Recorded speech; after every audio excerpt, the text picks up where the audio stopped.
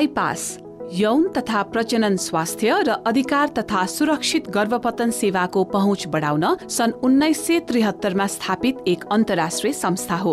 महिलाको यौनिकता र प्रजनन स्वास्थ्यको अधिकार र सेवा प्राप्तिको सुनिश्चितता गर्न सन् 2002 देखि आइपासले नेपालमा निरन्तर कार्य सञ्चालन गरिरहेको छ।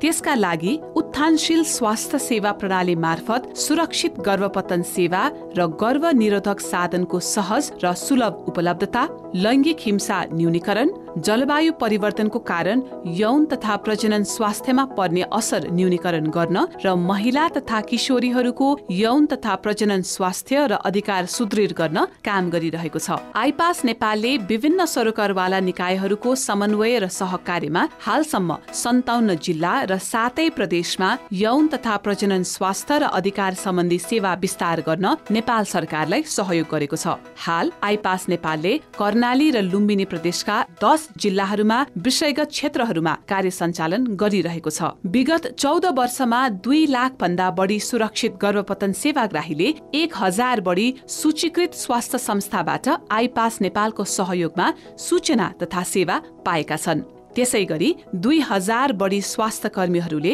स्वास्थ्य तालिम केन्द्र मार्फत यौन तथा प्रजनन स्वास्थ्य, लैङ्गिक हिंसाको रोकथाम तथा प्रतिकार्य र सुरक्षित गर्भपतन सेवा सम्बन्धी तालिम पनि लिइसकेका छन्, जसका कारण करिब 1 लाख भन्दा बढी महिला तथा किशोरीहरू असुरक्षित गर्भपतन हुनबाट जोगिएका छन् भने 265 मातृ मृत्यु घटाउन समेत सहयोग पुगेको छ। यौन तथा प्रजनन स्वास्थ्य र अधिकारको सूचना सहित 15 लाख बढी किशोर किशोरीहरू माझ पनि आइपास नेपाल पुगेको छ।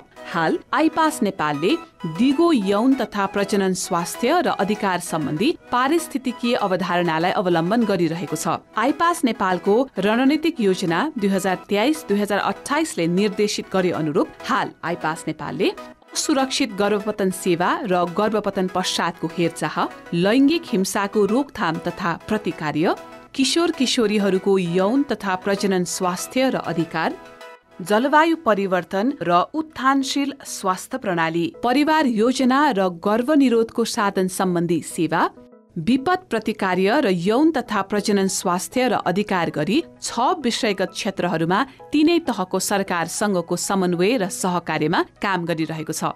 यसका लागि आइपास नेपालले लैङ्गिक समानता, विविधता र सामाजिक समावेशीकरण, साझेदारी र क्षमता अभिवृद्धि, स्वास्थ्य प्रणाली सुदृढीकरण, ज्ञान तथा सिकाइको नवीनतम प्रयोग, स्थानीय स्वामित्व र सहकार्य, जवाफदेहिता र सामुदायिक अभ्यासलाई केन्द्रबिन्दुमा राखी नेपालको संविधान, सुरक्षित मातृत्व तथा प्रजनन स्वास्थ्य अधिकार ऐन 2075 ले निर्देशित गरे अनुसार यौन तथा प्रजनन स्वास्थ्य र अधिकारको सुनिश्चितताको लागि निरन्तर काम गरिरहेको छ। प्रजनन न्याय सबैका लागि सबैतिर।